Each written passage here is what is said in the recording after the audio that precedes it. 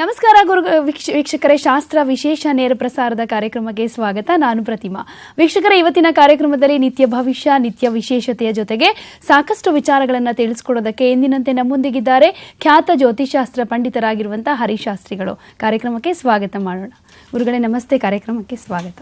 ನಮಸ್ಕಾರಮ್ಮ. ಗುರುಗಳೇ, ಮೊದಲಿಗೆ ಇವತ್ತು ನಿತ್ಯ ಪಂಚಾಂಗ ಯಾವ ರೀತಿಯಾಗಿದೆ ತಿಳಿಸಿ. ಓಂ ಶ್ರೀ ಗುರುಭ್ಯೋ ನಮಃ. ಹರಿ ಓಂ. ಶಂಖಾರೂಪೇಣ ಮಚ್ಚಿತ್ತಂ ಪಂಕೀಕೃತಮಭೂದ್ಯಯ ಕಿಂಕರೀಯಸ್ಯ ಸಾಮಾಯ ಶಂಕರಾಚಾರ್ಯಮಾಶ್ರಯೇ ಸದ್ಗುರು ಚರಣಾರವಿಂದಾಭ್ಯಾನ್ ನಮಃ. ಇವತ್ತಿನ ನಿತ್ಯ ಪಂಚಾಂಗವನ್ನು ನೋಡೋದಾದರೆ ಸ್ವಸ್ತಿ ಶ್ರೀ ವಿಳಂಬಿನಾಮ ಸಂವತ್ಸರದ ಉತ್ತರಾಯಣ ವಸಂತ ಋತು ಚೈತ್ರ ಮಾಸ ಕೃಷ್ಣ ಪಕ್ಷ ತೃತೀಯ ಅಂದರೆ ತದಿಗೆ ಮಂಗಳವಾರ, ವಿಶಾಖ ನಕ್ಷತ್ರ, ವಜ್ರಯೋಗ, ಭದ್ರ ಹಾಗೂ ಭವಕರಣ. ಈ ದಿನದ ಸೂರ್ಯೋದಯವನ್ನು ನೋಡೋದಾದ್ರೆ ಬೆಳಗ್ಗೆ 6 ಗಂಟೆ 15 ನಿಮಿಷಕ್ಕೆ, ಸೂರ್ಯಾಸ್ತ ಸಂಜೆ 6 ಗಂಟೆ 30 ನಿಮಿಷಕ್ಕೆ.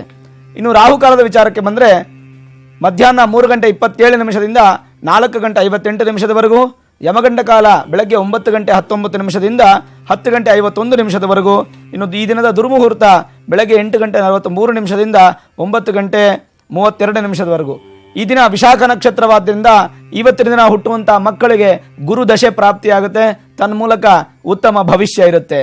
ಗುರುಗಳೇ, ನಿನ್ನೆ ಮತ್ತೆ ಮೊನ್ನೆ ನಾವು ಮೂಲ ನಕ್ಷತ್ರದ ಬಗ್ಗೆ, ವಿಶೇಷವಾಗಿ ಆಶ್ಲೇಷ ನಕ್ಷತ್ರದ ಬಗ್ಗೆ ಎಲ್ಲ ಮಾತಾಡಿದ್ವಿ. ಆ ಹುಡುಗಿಯ ಜಾತಕದಲ್ಲಿ ಏನಾದರೂ ಆ ನಕ್ಷತ್ರ ಇದ್ರೆ ಏನೇನಾಗುತ್ತೆ ಅಂತ.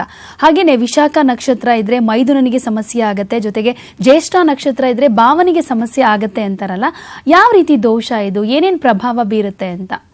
ವಿಶಾಖ ನಕ್ಷತ್ರ ಮತ್ತು ಜ್ಯೇಷ್ಠ ನಕ್ಷತ್ರದ ಅನುಸಾರವಾದಿ ನೋಡೋದಾದರೆ ಕೆಲವೊಂದು ದೃಷ್ಟಿ, ಕೆಲವೊಂದು ಗ್ರಹ ಸ್ಥಿತಿ, ಶತ್ರು ಸ್ಥಾನದಲ್ಲಿರ್ತಕ್ಕಂಥ ಗ್ರಹಗಳು ಇವೆಲ್ಲವನ್ನ ನಾವು ಅನಾಲಿಸಿಸ್ ಮಾಡಿ, ಎಲ್ಲವನ್ನ ಪ್ರತಿಯೊಂದನ್ನು ನಾವು ನೋಡಿ ಜಾತಕವನ್ನು ಪರಿಶೀಲನೆ ಮಾಡಿ ನಾವು ನಿರ್ಧಾರ ತಗೊಳ್ಬೇಕು. ವಿಶಾಖ ನಕ್ಷತ್ರದಲ್ಲಿ ಹುಟ್ಟಿದಂಥ ಹೆಣ್ಣು ಮಗಳನ್ನು ಮೈದನ ಇಲ್ಲದೆ ಇರತಕ್ಕಂಥ ಮನೆಗೆ ಕೊಡಬೇಕು ಅನ್ನುವಂಥ ನಿರ್ಧಾರವನ್ನು ತೆಗೆದುಕೊಳ್ಳೋದಂಥದ್ದಲ್ಲ. ಅದರಲ್ಲೂ ಕೂಡ ಎಕ್ಸಂಪ್ಷನ್ಸ್ ತುಂಬ ಇರುತ್ತೆ. ಹಾಗೆ ಜ್ಯೇಷ್ಠ ನಕ್ಷತ್ರಕ್ಕೆ ಭಾವ ಇಲ್ಲದೆ ಇರತಕ್ಕಂಥ ಮನೆಯನ್ನು ಕೊಡಬೇಕು ಅಂತ ಹೇಳ್ತಾರೆ. ಹೀಗೆ ಒಟ್ಟು ಒಂದು ನಕ್ಷತ್ರಕ್ಕೆ 4 ಪಾದ ಇದ್ರೆ 4 ಪಾದದವರೆಗೂ ದೋಷ ಬರೋದಿಲ್ಲ. ಹಾಗಾಗಿ ವಿಶಾಖ ನಕ್ಷತ್ರದ ವಿಶೇಷವಾಗಿ 4ನೇ ಪಾದ, ವಿಶಾಖ ನಕ್ಷತ್ರದ 4ನೇ ಪಾದ ಮೈದನ ಇರದೇ ಇರತಕ್ಕಂಥ ಮನೆಗೆ ಕೊಡಬೇಕು ಅಂತ ಶಾಸ್ತ್ರ ಹೇಳುತ್ತೆ, ಜ್ಯೋತಿಷ್ಯ ಶಾಸ್ತ್ರ. ಆದರೆ ಮೊದಲು 1ನೇ ಪಾದ, 2ನೇ ಪಾದ, 3ನೇ ಪಾದಕ್ಕೆ ಯಾವ ದೋಷವಿರೋದಿಲ್ಲ. ಅಂಥ ನಕ್ಷತ್ರ ಇರ್ತಕ್ಕಂಥ ಹೆಣ್ಣನ್ನ ಧಾರಾಳವಾಗಿ ಮೈದನ ಇರತಕ್ಕಂಥ ಮನೆಗೆ ಕೊಡಬಹುದು, ಅವಾಗ ಯಾವ ದೋಷವೂ ಬರಲ್ಲ. 4ನೇ ಪಾದವಾದರೆ ಮಾತ್ರ ದೋಷ ಬರುತ್ತೆ. ಅದರಲ್ಲೂ ಇನ್ನೂ ತೀಕ್ಷ್ಣವಾಗಿ ನೋಡಲೇಬೇಕು, 4ನೇ ಪಾದ ಇದ್ರೂ ಇಂಥವ್ರಿಗೆ ಮೈದನಿರಂಥ ಮನೆಗೆ ಸೆಟ್ ಆಯಿತು ಅಂತಂದರೆ ಆ ಸಮಯದಲ್ಲಿ ಮೈದನ ಜಾತಕವೂ ಒಂದು ಸಲ ನೋಡಿ.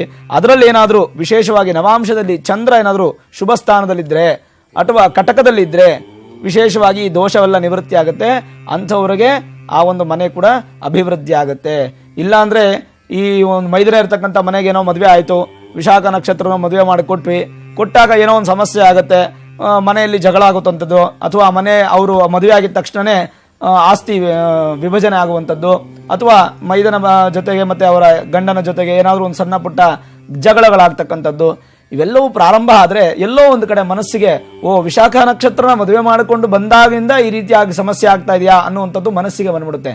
ಎಲ್ಲ ರೋಗಕ್ಕೆ ಮದ್ದಿದೆ, ಆದರೆ ಮನೋರೋಗಕ್ಕೆ ಮದ್ದಿಲ್ಲ ಅಂತ ಹೇಳ್ತೀವಿ. ಹಾಗಾಗಿ ಅಂಥ ಮನೋರೋಗ ಬಂದುಬಿಡುತ್ತಂತಂದರೆ ಯಾರು ಕೂಡ ಅದನ್ನು ಸರಿ ಮಾಡಲಿಕ್ಕೆ ಆಗೋದಿಲ್ಲ. ಹಾಗಾಗಿ ವಿಸ್ತಾರವಾಗಿ ಹೇಳೋದಾದರೆ ವಿಶೇಷವಾಗಿ ಮೊದಲ 3 ಪಾದಕ್ಕೆ ಯಾವ ದೋಷ ಇರೋಲ್ಲ ವಿಶಾಖ ನಕ್ಷತ್ರಕ್ಕೆ, 4ನೇ ಪಾದಕ್ಕೆ ಮಾತ್ರ ದೋಷ ಇರುತ್ತೆ. ಆ ದೋಷಕ್ಕೆ ಏನು ಸರಳ ಪರಿಹಾರ ಅನ್ನುವಂಥದ್ದು ನಾವು ಮುಂದೆ ತಿಳ್ಕೊಳ್ಳೋಣ. ಜೊತೆಗೆ ವಿಶಾಖ ನಕ್ಷತ್ರದ ಸ್ವಭಾವ ಹೇಗಿರುತ್ತೆ, ಯಾಕೆಂದರೆ ಒಳ್ಳೆ ಗಟ್ಟಿ ನಕ್ಷತ್ರ ಅದು. ವಿಶಾಖ ನಕ್ಷತ್ರ ಅಂತಕ್ಕಂಥದ್ದು ಪ್ರಾಣಿ ಹುಲಿ, ಭಾಳ ವಿಶೇಷವಾದ ನಕ್ಷತ್ರ. ಆ ನಕ್ಷತ್ರ ಹೇಗಿರುತ್ತೆ ಅಂದರೆ ಭಾಳಷ್ಟು ಜಿಪುಣತನವನ್ನು ಹೊಂದಿರತಕ್ಕಂಥವ್ರು, ಅಂದರೆ ಜಾಸ್ತಿ ಧಾರಾಳ ಕಡಿಮೆ ಇರುತ್ತೆ ಅವರಿಗೆ, ಹೆಚ್ಚು ಹಣವನ್ನು ಸೇರಿಸಬೇಕು, ಹೆಚ್ಚು ದ್ರವ್ಯವನ್ನು ಸೇರಿಸಬೇಕು ಅನ್ನುವಂಥ ಮನಸ್ಸಿಗೆ ಭಾಳಷ್ಟು ಯೋಚನೆ ಇರುತ್ತೆ ಅವರಿಗೆ. ಮತ್ತು ಭಾಳ ಜಗಳ ಗಂಟಿಗಳ ಕೂಡ ಆಗಿರ್ತಾರೆ ಅವರು, ಆ ಥರದ ಸ್ವಭಾವ ಉಳ್ಳವರಾಗಿರ್ತಾರೆ. ಜೊತೆಗೆ ಪ್ರತಿಯೊಬ್ಬರನ್ನು ಕೂಡ ಸಂಶಯದಿಂದ ನೋಡುವಂಥ ಒಂದು ಸ್ವಭಾವ ಇರುತ್ತೆ. ಅಗ್ನಿಯನ್ನು ಆರಾಧನೆ ಮಾಡುವಂಥವ್ರು, ಅಂದರೆ ವಿಶಾಖ ನಕ್ಷತ್ರದವರು ಅಗ್ನಿಯನ್ನು ತುಂಬ ಇಷ್ಟಪಡೋದ್ರಿಂದ ಜಾಠರಾಗ್ನಿ ತುಂಬ ವಿಶೇಷವಾಗಿರುತ್ತೆ. ಅಂದರೆ ಹೊಟ್ಟೆಯಲ್ಲಿರ್ತಕ್ಕಂಥ ಅಗ್ನಿ ಆ ಅಗ್ನಿ ಅಂತಂದ್ರೆ ಜೀರ್ಣಶಕ್ತಿಯನ್ನ ಅಭಿವೃದ್ಧಿ ಮಾಡುವಂಥದ್ದು. ವಿಶಾಖ ನಕ್ಷತ್ರದವರು ಯಾವುದೇ ಒಂದು ಭೋಜನವನ್ನು ತಿಂದರೂ ಕೂಡ, ಕಲ್ಲು ತಿಂದರೂ ಕೂಡ ಜೀರ್ಣ ಸರಾಗವಾಗಿ ಆಗ್ಬಿಡುತ್ತೆ, ಅಷ್ಟು ಶಕ್ತಿ ಇರುತ್ತೆ. ಯಾಕಂದ್ರೆ ಅಗ್ನಿ ಆರಾಧಕರು ಅಂತ ಹೇಳ್ತೀವಿ. ಹಾಗೆ ವಿದೇಶಿ ಪ್ರಯಾಣದ ಬಗ್ಗೆ ಬಹಳಷ್ಟು ಒಲವು, ಎಲ್ಲಾ ಕಡೆ ಸುತ್ತಾಡ್ತಾ ಇರಬೇಕು, ತಿರುಗಾಡ್ತಾ ಇರಬೇಕು ಅಂತ ಆಸೆ ಉಳ್ಳಂಥವ್ರು, ಮತ್ತೆ ಒಂದು ಕಡೆ ಸ್ಥಿರವಾದ ಮನಸ್ಸು, ಸ್ಥಿರವಾದ ಜಾಗ ಅವ್ರಿಗಿರೋದಿಲ್ಲ, ಸ್ಥಾನಪಲ್ಲಟವಾಗ್ತಾನೆ ಇರ್ತಾರೆ. ಇದೆಲ್ಲವೂ ಕೂಡ ವಿಶಾಖ ನಕ್ಷತ್ರದ ಸ್ವಭಾವ.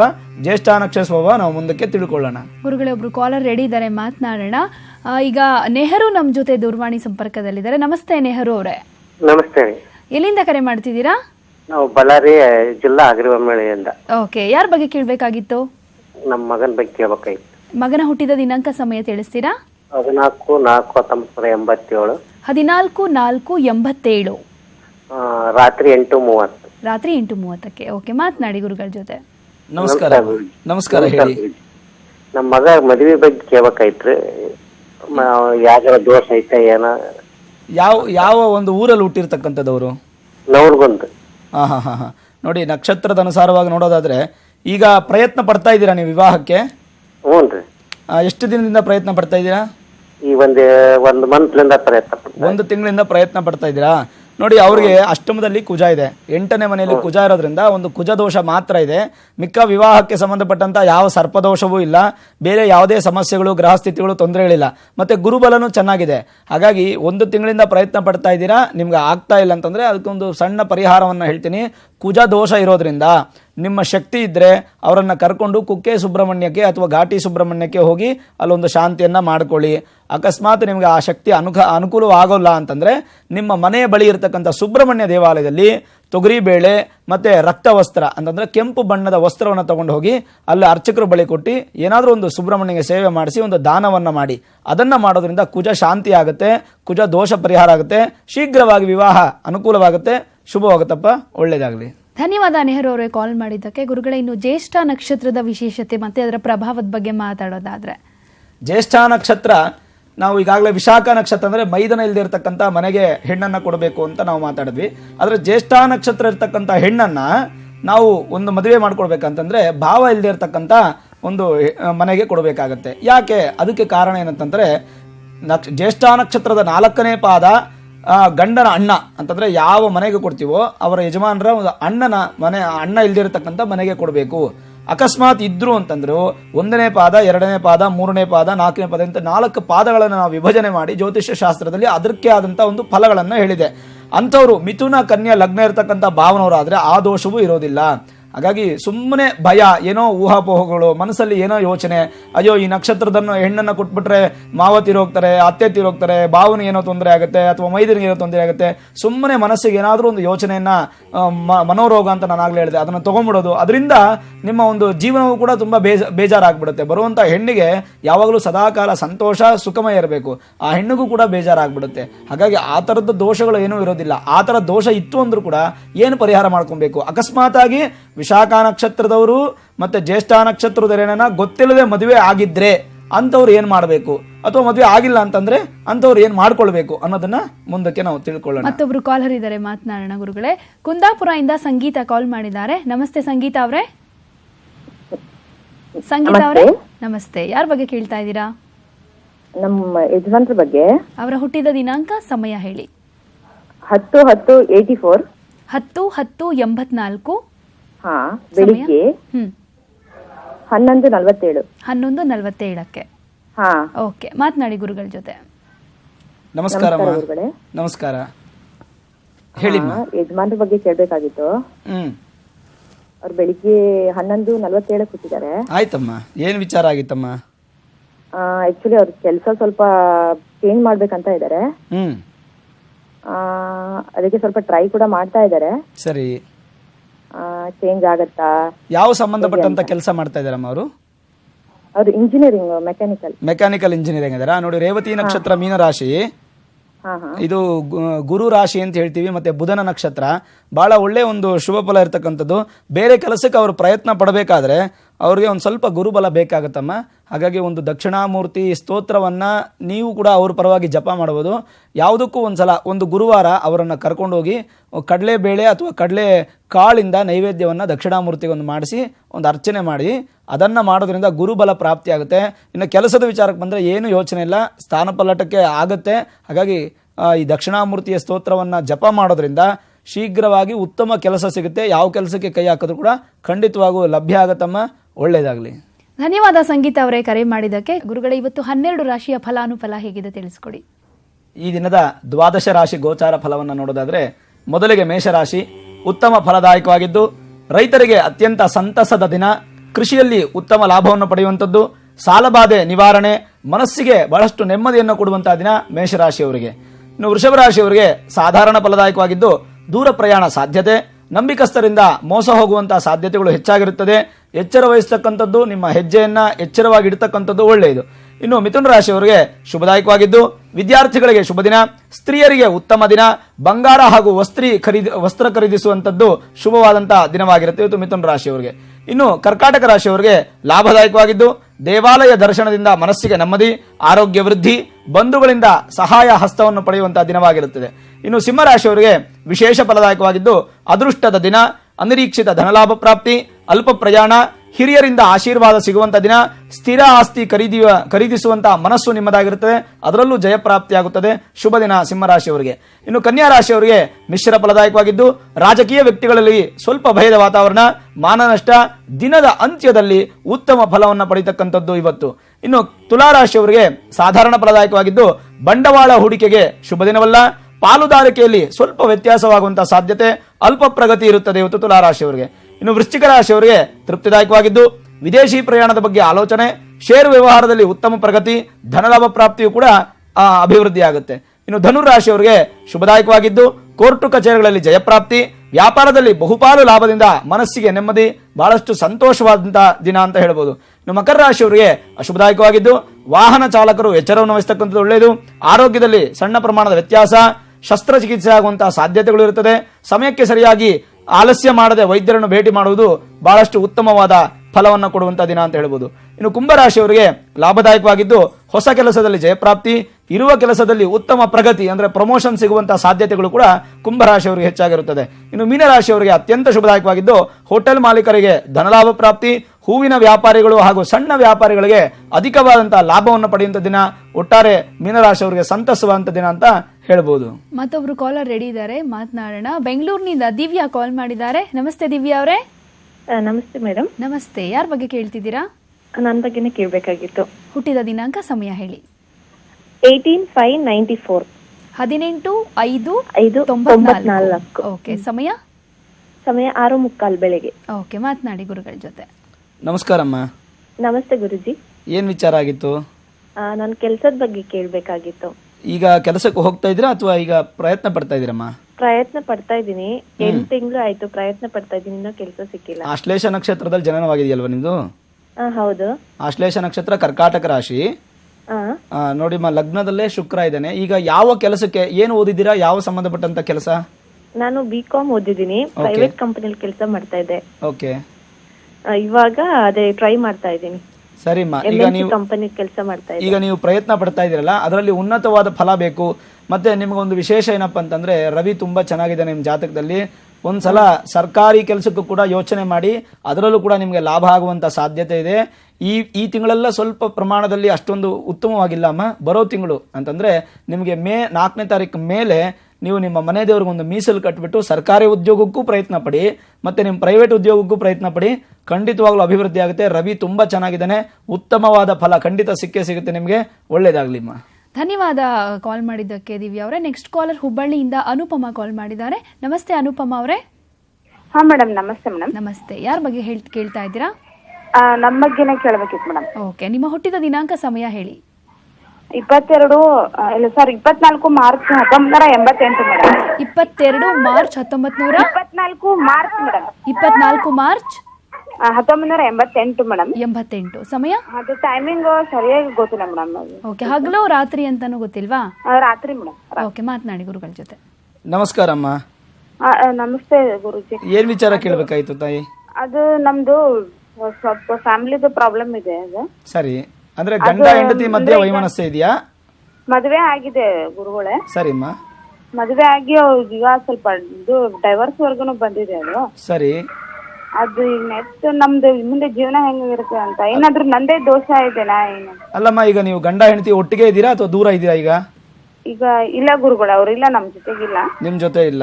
ನೋಡಿ, ನಿಮ್ದು ಮಹಾ ನಕ್ಷತ್ರ ಮೃಗಶಿರ ನಕ್ಷತ್ರದಲ್ಲಿ ಹುಟ್ಟಿದ್ದೀರಾ, ಆದ್ರೂ ಕೂಡ ಈ ತರ ಸಮಸ್ಯೆ ಆಗ್ತಾ ಇದೆ ಅಂತಂದ್ರೆ ಏನೋ ಬೇರೆ ದೋಷಗಳಿದೆ ಅಂತ ಅರ್ಥ. ಅದರಲ್ಲಿ ಜೊತೆಗೆ ನಿಮ್ಗೆ ಗುರುದಶ ನಡೀತಾ ಇದೆಯಮ್ಮ. ಗುರುದಶ ನಡೆಯುವಂಥವ್ರಿಗೆ ಸಾಧಾರಣವಾಗಿ ಈ ರೀತಿ ಫಲಗಳು ಬರೋದಿಲ್ಲ. ಏನೋ ಬೇರೆ ಸಮಸ್ಯೆಗಳು ಆಗಿರುತ್ತೆ ನಿಮ್ಮ ಒಂದು ಗಂಡ ಹೆಂಡತಿ ಮಧ್ಯದಲ್ಲಿ, ಅಥವಾ ಯಾರ್ದಾದ್ರೂ ಕಣ್ಣು ದೃಷ್ಟಿ ಅಂತ ಹೇಳ್ಬೋದು. ನೋಡಿ, ಎಲ್ಲವನ್ನ ಜಾತಕದ ಪರವಾಗಿ ನಾವು ಹೇಳಲಿಕ್ಕೆ ಸಾಧ್ಯವಾಗೋಲ್ಲ. ಯಾವುದಕ್ಕೂ ನೀವು ಒಂದು ಸಣ್ಣ ಪರಿಹಾರ ಹೇಳ್ತೀನಮ್ಮ, ಅದನ್ನು ಮಾಡೋದ್ರಿಂದ ನಿಮಗೆ ತಾಯಿ ಆಶೀರ್ವಾದ, ಅಮ್ಮನವರ ಅನುಗ್ರಹದಿಂದ ಖಂಡಿತವಾಗ್ಲೂ ಡಿವೋರ್ಸ್ ಆಗದೆ ನೀವು ಮತ್ತೆ ನಿಮ್ಮ ಯಜಮಾನರು ನೀವು ಒಟ್ಟಿಗೆ ಇರುವಂಥ ಫಲ ಸಿಗುತ್ತೆ. ದೊಡ್ಡ ಮುತ್ತೈದೆ, ಒಂದು 70 ವರ್ಷಕ್ಕಿಂತ ಅಧಿಕವಾದಂಥ ಒಬ್ಬ ಮುತ್ತೈದೆಯನ್ನ ಮನೆಗೆ ಕರೆಸಿ ಅಥವಾ ಅವರ ಮನೆಗೆ ಹೋಗಿ ಅವರಿಗೆ ಪಾದ ಪೂಜೆಯನ್ನು ಮಾಡಿ ಅವರಿಗೆ ಮುಡ್ಕೊಳ್ಳಿಕ್ಕೆ ಮಲ್ಲಿಗೆ ಹೂವು ಮತ್ತೆ ಈ ಸುಮಂಗಲಿಗೆ ಪ್ರೀತಿ ಆಗಿರ್ತಕ್ಕಂಥ ಎಲ್ಲ ದ್ರವ್ಯಗಳನ್ನು ಕೊಟ್ಟು ಅವರಿಗೆ ಒಂದು ಸೀರೆಯನ್ನು ಕೊಟ್ಟು ಮಡ್ಲಕ್ಕಿ ತುಂಬಿ ಆಶೀರ್ವಾದ ತಗೊಂಡು ಬನ್ನಿ. ಅವರು ಮಾಂಗಲ್ಯದಿಂದ ನಿಮ್ಮ ಮಾಂಗಲ್ಯಕ್ಕೆ ಮುಟ್ಟಿಸಿ ಆಶೀರ್ವಾದ ತಗೊಂಡು ಬನ್ನಿ. ಇದು ಸಣ್ಣ ಪರಿಹಾರವೇ ಹೊರತು ಇದರಿಂದ ಆಗುವಂಥ ಫಲ ತುಂಬ ದೊಡ್ಡದಮ್ಮ. ಇದನ್ನು ಮಾಡಿ ಬನ್ನಿ. ಖಂಡಿತವಾಗ್ಲೂ ತಾಯಿ ಸುಪ್ರಸನ್ನಲಾಗ್ತಾಳೆ. ನಿಮ್ಮ ದಾಂಪತ್ಯದಲ್ಲಿರ್ತಕ್ಕಂಥ ವಿರಸ ನಿವೃತ್ತಿ ಆಗುತ್ತೆ. ಗಂಡ ಹೆಂಡತಿ ಸುಖವಾಗಿರ್ತಾರೆ. ಬೇರೆ ಯಾವುದೂ ದೋಷ ಇಲ್ಲ. ಒಳ್ಳೇದಾಗ್ಲಿಮ್ಮ. ಓಕೆ, ನಮ್ಮ ನೆಕ್ಸ್ಟ್ ಕಾಲರ್ ಇದೀಗ ಮಧುಗಿರಿಯಿಂದ ಚಂದ್ರಕಲಾ ಕಾಲ್ ಮಾಡಿದ್ದಾರೆ. ನಮಸ್ತೆ ಚಂದ್ರಕಲಾ ಅವರೇ. ನಮಸ್ತೆ ಮೇಡಮ್. ಚಂದ್ರಕಲಾ ಅವರೇ, ಯಾರ ಬಗ್ಗೆ ಕೇಳ್ತಿದ್ದೀರಾ? ಮೇಡಮ್, ನಮ್ಮ ಅಕ್ಕನ ಮಗಳ ಬಗ್ಗೆ ಕೇಳ್ಬೇಕಿತ್ತು. ಅವರ ಹುಟ್ಟಿದ ದಿನಾಂಕ, ಸಮಯ ಹೇಳಿ. 15/8/2002. 15/8/2002. ಗುರುವಾರ ಸಂಜೆ 7:05. ಓಕೆ, ಮಾತನಾಡಿ ಗುರುಗಳ ಜೊತೆ. ನಮಸ್ಕಾರಮ್ಮ. ನಮಸ್ತೆ ಗುರುಜಿ. ಹೇಳಿ, ಏನ್ ವಿಚಾರ ಕೇಳಬೇಕಾಗಿತ್ತು? ಗುರುಜಿ, ನಮ್ಮ ಅಕ್ಕನ ಮಗಳು ನನ್ನ ತಮ್ಮನ್ಗೆ ಮದುವೆ ಮಾಡ್ಕೊಬೇಕು ಅಂತ ಇದೀವಿ. ಅದಕ್ಕೆ ಮುಂದೆ ಇವ್ರು ಮದುವೆ ಆದ್ರೆ ಜೀವನ ಚೆನ್ನಾಗಿರುತ್ತೆ ಅಂತ ಹೇಳಿ. ಮದುವೆ ವಿಚಾರಕ್ಕೆ ಬಂದ್ರೆ ಇಬ್ಬರದು ಜಾತಕ ನೋಡ್ಬೇಕಮ್ಮ. ಆದ್ರೆ ಇವ್ರ ಜಾತಕದ ಅನುಸಾರವಾಗಿ ನೋಡೋದಾದ್ರೆ ಇವ್ರ ನಕ್ಷತ್ರದಲ್ಲಿ ಸಣ್ಣ ಪ್ರಮಾಣದ ದೋಷ ಇದೆ. ಈ ನಕ್ಷತ್ರದ ವಿಚಾರವಾಗಿ ನಾವೊಂದು ಎಪಿಸೋಡೇ ಕೊಟ್ಟಿದ್ವಿ. ಹಾಗಾಗಿ ರಕ್ತ ಸಂಬಂಧ ಅನ್ನುವಂಥದ್ದು ಈ ಕಾಲಕ್ಕೆ ಅಷ್ಟೊಂದು ಫಲವನ್ನ ಕೊಡೋದಿಲ್ಲಮ್ಮ. ನಿಮ್ಮ ಮನಸ್ಸಿಗೆ ಬೇಜಾರಾಗಬಹುದು, ಏನಪ್ಪ ಸಂಬಂಧವನ್ನ ಹೆಚ್ಕೊಳ್ಳೋಣ ಅಂದ್ಕೊಳ್ತಾ ಇದ್ರೆ ಗುರುಜಿ ಅವರು ಈ ತರ ಹೇಳ್ತಾ ಇದಾರೆ ಅಂತ. ರಕ್ತ ಸಂಬಂಧದಲ್ಲಿ ಈ ಕಾಲಕ್ಕೆ ಮದುವೆ ಆಗೋದ್ರಿಂದ ಸ್ವಲ್ಪ ಸಂತಾನದಲ್ಲಿ ಕೂಡ ಸಮಸ್ಯೆ ಆಗ್ತಾ ಇದೆ. ಹಾಗಾಗಿ ಇಬ್ಬರ ಜಾತಕವನ್ನ ಪರಿಶೀಲನೆ ಮಾಡಿನೇ ನಾವು ನಿರ್ಧಾರ ತಗೊಳ್ಬೇಕು. ನೀವು ಒಂದ್ಸಲ ಜ್ಯೋತಿಷ್ಯರನ್ನ ಭೇಟಿ ಮಾಡಿ ಇಬ್ಬರ ಜಾತಕವನ್ನ ತೀಕ್ಷ್ಣವಾಗಿ ಪರಿಶೀಲನೆ ಮಾಡಿ. ಆದ್ರೂ ಸಹ ತುಂಬಾ ಹತ್ತಿರದ ಸಂಬಂಧ ಬೇಡ ಅಂತಾನೆ ಹೇಳ್ಬೋದಮ್ಮ. ನೀವು ಫ್ಯಾಮಿಲಿ ಕುಟುಂಬದವರೆಲ್ಲರೂ ದೊಡ್ಡವರೆಲ್ಲ ಯೋಚನೆ ಮಾಡಿ ನಿರ್ಧಾರ ತಗೊಳ್ಳಿ, ಅದರಿಂದ ಒಳ್ಳೇದಾಗುತ್ತಮ್ಮ. ಶುಭ ಫಲವಾಗಲಿ. ನೆಕ್ಸ್ಟ್ ಕಾಲರ್ ಬೆಂಗಳೂರಿನಿಂದ ವಿಜಯಲಕ್ಷ್ಮಿ ಕಾಲ್ ಮಾಡಿದ್ದಾರೆ. ನಮಸ್ತೆ ವಿಜಯಲಕ್ಷ್ಮಿ ಅವರೇ. ನಮಸ್ತೆ ಮೇಡಮ್. ಯಾರ ಬಗ್ಗೆ ಕೇಳ್ತಿದ್ದೀರಾ? ನನ್ನ ಮಕ್ಕಳ ಬಗ್ಗೆ ಕೇಳ್ಬೇಕಾಗಿತ್ತು. ಓಕೆ, ಹುಟ್ಟಿದ ದಿನಾಂಕ, ಸಮಯ ತಿಳಿಸ್ತೀರಾ? 26/3/2014. 26/3/2014. ಹೌದು ಮೇಡಮ್. ಸಮಯ? ಟೈಮಿಂಗ್ಸ್ 3:42. ಏನು, ಸಂಜೆನಾ ಅಥವಾ ಬೆಳಗಿನ? ಮಧ್ಯಾಹ್ನ. ಓಕೆ, ಮಾತನಾಡಿ ಗುರುಗಳ ಜೊತೆ. ನಮಸ್ಕಾರಮ್ಮ. ನಮಸ್ಕಾರ ಸರ್. ಮಕ್ಕಳು ಅಂತ ಇದೀರಾ? ಅವಳಿ ಜವಳಿನ? ಟ್ವಿನ್ಸ್. ಹೌದು ಸರ್, ಟ್ವಿನ್ಸ್ ಸರ್, ಗಂಡ್ ಮಕ್ಳು ಇಬ್ರು. ಸರಿ ಸರಿ ಸರಿ. ಅದಕ್ಕೆ ಅವ್ರದ್ದು ವಿದ್ಯಾಭ್ಯಾಸ ಹೇಗಿದೆ ಮತ್ತೆ ಮುಂದೆ ಹೇಗಿರ್ತಾರೆ ಅಂತ ಕೇಳ್ಬೇಕು. ಶ್ರವಣ ನಕ್ಷತ್ರ ಮಕರ ರಾಶಿಯಲ್ಲಿ ಹುಟ್ಟಿದಾರಮ್ಮ. ಹೌದು ಸರ್. ಬಹಳ ಒಳ್ಳೆ ನಕ್ಷತ್ರ, ವೆಂಕಟೇಶ್ವರ ನಕ್ಷತ್ರ. ಜೀವನದಲ್ಲಿ ನೋಡಿ, 11ನೇ ಮನೆಯಲ್ಲಿ ಗುರು ಇದ್ದಾನೆ, ಬುಧನ ಮನೆಯಲ್ಲಿ ಗುರು ಇದ್ದಾನೆ. ಒಳ್ಳೆ ಜ್ಞಾನವಂತರಾಗ್ತಾರೆ, ತುಂಬಾ ಜ್ಞಾನ ಅಭಿವೃದ್ಧಿ ಆಗುವಂಥದ್ದು. ಸಿಂಹ ಲಗ್ನದಲ್ಲಿ ಹುಟ್ಟಿದ್ದಾರೆ. ಮಿಥುನದಲ್ಲಿ ಗುರು ಇದ್ರೆ ಅದು ತುಂಬಾ ಉತ್ತಮವಾದ ಫಲ. ಅದರಲ್ಲಿ 11ನೇ ಮನೆ ಆದ್ರಿಂದ ಇನ್ನೂ ವಿಶೇಷವಾದ ಫಲ ಅಮ್ಮ.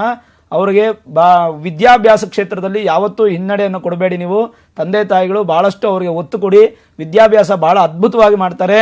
ಆಮೇಲೆ ಅಂತರಿಕ್ಷಕ್ಕೆ ಸಂಬಂಧಪಟ್ಟದ್ದು ಮತ್ತೆ ಈ ವಿಮಾನಕ್ಕೆ ಸಂಬಂಧಪಟ್ಟದ್ದು, ಪೈಲಟ್ ಆಗುವಂತ ಆಸೆಗಳೇನೋ ಇದ್ರೆ ಅಂಥವ್ರಿಗೆ ಮಾಡಿಸಿ. ಅದರಿಂದ ತುಂಬಾ ಉತ್ತಮವಾದ ಫಲ. ಇಬ್ಬರಿಗೂ ಕೂಡ ಶುಭವಾಗಿದೆ. ಆರೋಗ್ಯದಲ್ಲಿ ಮಾತ್ರ ಸಣ್ಣ ಪ್ರಮಾಣದ ದೋಷ ಇರುತ್ತೆ. ಒಂದು 8 ವರ್ಷದವರೆಗೂ ಆರೋಗ್ಯವನ್ನು ಉತ್ತಮವಾಗಿ ನೋಡ್ಕೊಳ್ಳಿ. ಅದಕ್ಕೆ ಮೇಲೆ ಉತ್ತಮವಾದ ಭವಿಷ್ಯ ಇದೆ. ಶುಭವಾಗ್ಲಿಮ್ಮ. ಧನ್ಯವಾದ ವಿಜಯಲಕ್ಷ್ಮಿ ಅವರೇ ಕಾಲ್ ಮಾಡಿದ್ದಕ್ಕೆ. ಇನ್ನೊಬ್ರು ಕಾಲರ್ ಇದ್ದಾರೆ, ಕಲಬುರಗಿಯಿಂದ ಜಗದೇವಿ ಕಾಲ್ ಮಾಡಿದ್ದಾರೆ. ನಮಸ್ತೆ ಜಗದೇವಿ ಅವರೇ. ನಮಸ್ತೆ ಮೇಡಮ್. ಯಾರ ಬಗ್ಗೆ ಕೇಳ್ತಿದ್ದೀರಾ? ನನ್ ಬಗ್ಗೆ ಕೇಳ್ತಾ ಇದ್ದೀನಿ ಮೇಡಮ್. ಓಕೆ, ನಿಮ್ಮ ಹುಟ್ಟಿದ ದಿನಾಂಕ, ಸಮಯ ತಿಳಿಸಿ. 24/4/1978 ಅಂತ. 24/4/78. ಸಮಯ?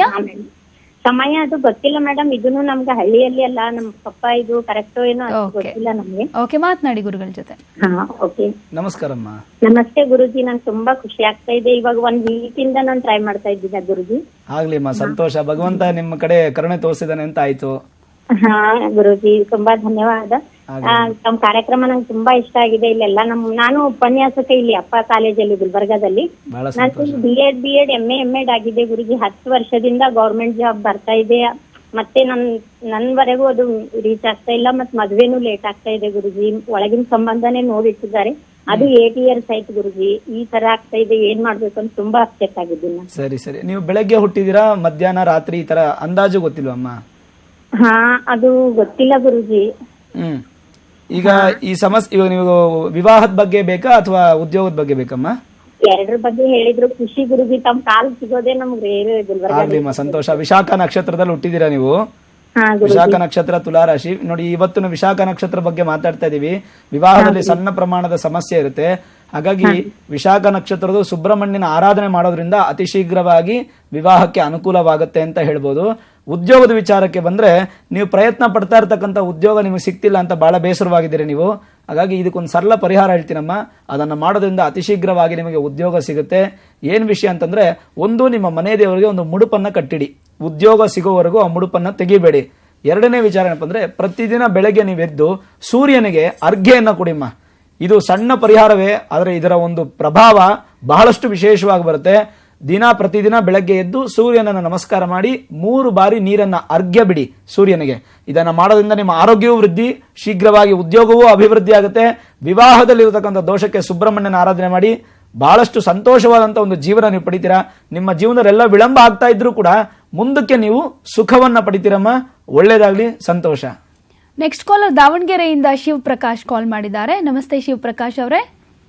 ನಮಸ್ತೆ ಮೇಡಮ್. ಯಾರ ಬಗ್ಗೆ ಕೇಳ್ತಿದ್ದೀರಾ? ನಮ್ಮ ಮಗು ಬಗ್ಗೆ ಕೇಳಬೇಕಾಯ್ತು. ಹುಟ್ಟಿದ ದಿನಾಂಕ, ಸಮಯ ಹೇಳಿ. 29/3/2017. 29/3/2017. 29/3/2017 ರಾತ್ರಿ 1 ಗಂಟೆ ಮೇಡಮ್. ಓಕೆ, ಮಾತನಾಡಿ ಗುರುಗಳ ಜೊತೆ. ನಮಸ್ಕಾರಪ್ಪ. ನಮಸ್ಕಾರ ಗುರುಜಿ. 29ನೇ ತಾರೀಕು ರಾತ್ರಿ ಅಂದ್ರೆ 30 ಬೆಳಗ್ಗೆ ಬರುತ್ತಾ? ಹೌದು ಸರ್, ಹೌದು ಗುರುಜಿ. ಸರಿ ಸರಿ ಸರಿ. ಏನ್ ವಿಚಾರ ಕೇಳ್ಬೇಕಾಯ್ತು ಮಗು ಬಗ್ಗೆ? ಈ ಒಂದು ರಾಶಿ ನಕ್ಷತ್ರ, ಆಮೇಲೆ ಭವಿಷ್ಯದ ಬಗ್ಗೆ ಹೇಳ್ಬೇಕಾಯ್ತು. ಅರ್ಥ ಇಲ್ಲ. ರಾಶಿ ನಕ್ಷತ್ರ ಒಂದು, ಇನ್ನೊಂದೇನ್ ಕೇಳಿದ್ರಿ? ಭವಿಷ್ಯದ ಬಗ್ಗೆ. ಅವ್ನ ಭವಿಷ್ಯದ ಬಗ್ಗೆ. ಭವಿಷ್ಯದ ಬಗ್ಗೆ. ಅಶ್ವಿನಿ ನಕ್ಷತ್ರ ಮೇಷರಾಶಿಯಲ್ಲಿ ಹುಟ್ಟಿದ್ದಾರೆ. ಅದೇ ಅಶ್ವಿನಿ ನಕ್ಷತ್ರ ಬಹಳ ಒಳ್ಳೆ ನಕ್ಷತ್ರ. ನಾವು ಹೇಳ್ತೀವಿ ಓಡೋ ಕುದುರೆ ಅಂತ ಹೇಳ್ತೀವಿ ಅಶ್ವಿನಿ ನಕ್ಷತ್ರನ. ಆ ಅಶ್ವಿನಿ ನಕ್ಷತ್ರಕ್ಕೆ ಪ್ರಾಣಿನೂ ಕುದುರೆನೇ ಆಗಿರುತ್ತೆ. ಹಾಗಾಗಿ ಎಲ್ಲ ಜೀವನದಲ್ಲಿ ಪ್ರತಿಯೊಂದು ಕೂಡ ಅವನಿಗೆ ಜಯಪ್ರಾಪ್ತಿ ಇರುತ್ತೆ. ಏನು ಯೋಚನೆ ಮಾಡೋ ಅವಶ್ಯಕತೆ ಇಲ್ಲ. ವಿದ್ಯೆ ಆಗ್ಬೋದು, ಉದ್ಯೋಗ ಆಗ್ಬೋದು, ವಿವಾಹ ಆಗ್ಬೋದು, ಸಂತಾನ ಆಗ್ಬೋದು, ಮತ್ತೆ ಅವನ ಒಂದು ಉತ್ತಮವಾದಂತ ಒಂದು ಭವಿಷ್ಯ ಆಗ್ಬೋದು, ಪ್ರತಿಯೊಂದು ಚೆನ್ನಾಗೇ ಇರುತ್ತೆ. ಅಶ್ವಿನಿ ನಕ್ಷತ್ರದವ್ರಿಗೆ ಬಹಳ ಶುಭ ಫಲವನ್ನ ಕೊಡುವಂತ ದಿನ, ಕೊಡುವಂತ ಒಂದು ಭವಿಷ್ಯ. ಹಾಗಾಗಿ ಏನು ಯೋಚನೆ ಮಾಡೋ ಅವಶ್ಯಕತೆ ಇಲ್ಲ. ಆರೋಗ್ಯದಲ್ಲೂ ಚೆನ್ನಾಗಿರುತ್ತೆ, ಆಯುಷ್ಯಲ್ಲೂ ಚೆನ್ನಾಗಿರುತ್ತೆ. ಆದ್ರೆ ಸ್ವಲ್ಪ ಸಂಸ್ಕಾರವನ್ನ ಬಹಳಷ್ಟು ಹೇಳ್ಕೊಡಿ. ಈ ಅಶ್ವಿನಿ ನಕ್ಷತ್ರದವರು ನಮ್ಮ ಸಂಸ್ಕೃತಿ ಸಂಪ್ರದಾಯ ಬಿಟ್ಟು ಹೋಗುವಂತ ಜಾಸ್ತಿ. ಹಾಗಾಗಿ ಅಂತವ್ರಿಗೆ ದೇವಸ್ಥಾನಕ್ಕೆ ಕರ್ಕೊಂಡು ಹೋಗುವಂಥದ್ದು, ಸ್ವಲ್ಪ ಸಣ್ಣ ಪುಟ್ಟ ಶ್ಲೋಕ ಹೇಳ್ಕೊಡ್ತಕ್ಕಂಥದ್ದು, ಇದನ್ನೆಲ್ಲ ಮಾಡಬೇಕೇ ವಿನಃ ಬೇರೆ ಯಾವುದ್ರ ಬಗ್ಗೆ ಯೋಚನೆ ಮಾಡಬೇಡಿ. ಉತ್ತಮವಾದ ಭವಿಷ್ಯ ಇದೆ ಅವ್ರಿಗೆ. ಒಳ್ಳೇದಾಗ್ಲಿಪ್ಪ. ಧನ್ಯವಾದ ಶಿವಪ್ರಸಾದ್ ಅವರೇ ಕಾಲ್ ಮಾಡಿದ್ದಕ್ಕೆ. ಗುರುಗಳೇನು ಜ್ಯೇಷ್ಠ ನಕ್ಷತ್ರದ ಸ್ವಭಾವದ ಬಗ್ಗೆ ಮಾತಾಡೋದಾದ್ರೆ ಯಾವ ರೀತಿಯಾದಂತಹ ಸ್ವಭಾವ ಇರುತ್ತೆ, ಜೊತೆಗೆ ತ್ರಿಜ್ಯೇಷ್ಠ ಅಂತ ಕೂಡ ಹೇಳ್ತಾರಲ್ಲ, ಏನ್ ಹಾಗಾದ್ರೆ? ಜ್ಯೇಷ್ಠ ನಕ್ಷತ್ರದ ಸ್ವಭಾವ ನೋಡೋದಾದ್ರೆ ನಾವು ಬಹಳ ವಿಶೇಷ. ನೋಡಿ, ವಿಶಾಖ ನಕ್ಷತ್ರದ ಸ್ವಭಾವ ಎಲ್ಲ ತಿಳ್ಕೊಂಡು ನಾವು ಜ್ಯೇಷ್ಠ ನಕ್ಷತ್ರದ ಸ್ವಭಾವ ಅಂತಂದ್ರೆ ಏನಾದ್ರೂ ಅವರಿಗೆ ಅವರೇ ಸುಖ ಪಡಬೇಕು ಅನ್ನುವಂಥದ್ದು ಜಾಸ್ತಿ ಇರುತ್ತೆ. ಬಹಳಷ್ಟು ಮನಸ್ಸಲ್ಲಿ 10 ಜನಕ್ಕೆ ಸುಖವನ್ನು ಕೊಡಬೇಕು, 10 ಜನ ಸಂತೋಷ ಕಾಣಬೇಕು ಅಂತಿರಲ್ಲ, ತಾನು ಸುಖ ಪಡಬೇಕು ಅನ್ನೋಂಥ ಮನಸ್ಸು ಜಾಸ್ತಿ ಇರುತ್ತೆ. ಕೀರ್ತಿವಂತರಾಗಿರ್ತಾರೆ, ತುಂಬಾ ಕೋಪ ಜಾಸ್ತಿ ಇರ್ತಕ್ಕಂಥವ್ರಾಗಿರ್ತಾರೆ, ಜೊತೆಗೆ ತೇಜಸ್ಸು, ಬುದ್ಧಿವಂತರು, ಬಹಳಷ್ಟು ಬುದ್ಧಿವಂತರಾಗಿರ್ತಾರೆ, ಪರಾಕ್ರಮವಂತರು, ಮತ್ತೆ ಬಹುಭಾಷಾ ಪಾರಂಗತರು, ಬಹುವಿದ್ಯಾ ಪಾರಂಗತರು. 4-5 ಭಾಷೆಗಳನ್ನ ಓದ್ತಾರೆ, 4-5 ಭಾಷೆಗಳನ್ನ ಮಾತಾಡ್ತಾರೆ, ಬರೀತಾರೆ. ಅಂತಹ ಜ್ಞಾನ, ಭಾಷಾ ಜ್ಞಾನ ಇರ್ತಕ್ಕಂಥವ್ರು ಈ ಜ್ಯೇಷ್ಠ ನಕ್ಷತ್ರದವರು. ಮತ್ತೆ ತ್ರಿಜ್ಯೇಷ್ಠದ ವಿಚಾರಕ್ಕೆ ಬಂದ್ರೆ ನೋಡಿ, ಇದು ಬಹಳ ಮುಖ್ಯ. ಇದು ದೊಡ್ಡ ದೋಷವೇ ಆಗುತ್ತೆ ಇದರಲ್ಲಿ ಈ ರೀತಿ ಏನಾನ ಮಾಡಿದ್ರೆ. ಒಂದು, ಹುಡುಗನ ನಕ್ಷತ್ರವು ಜ್ಯೇಷ್ಠ ನಕ್ಷತ್ರವಾಗಿ, ಹುಡುಗಿಯ ನಕ್ಷತ್ರವು ಜ್ಯೇಷ್ಠ ನಕ್ಷತ್ರವಾಗಿದ್ರೆ ಅಂಥವರ ಮದುವೆಯನ್ನು ಜ್ಯೇಷ್ಠ ಮಾಸದಲ್ಲಿ ಮಾಡಬಾರದು, ಬೇರೆ ಮಾಸಗಳಲ್ಲಿ ಮಾಡಬೇಕು. ಬೇರೆ ಮಾಸಗಳಲ್ಲಿ ಮಾಡುವಂತ ಸಮಯದಲ್ಲೂ ಕೂಡ ಆ ನಕ್ಷತ್ರದ ಅನುಸಾರವಾಗಿ ಯಾವ ದೇವತೆ ಇದೆಯೋ ಆ ದೇವತೆಗೆ ಒಂದು ಸಣ್ಣ ಪೂಜೆಯನ್ನ ಮಾಡಿ ಅದಾದ ನಂತರ ವಿವಾಹವನ್ನ ಮಾಡಬೇಕು. ಇದು ತ್ರಿಜ್ಯೇಷ್ಠ ಅಂತ ಕರಿತೀವಿ.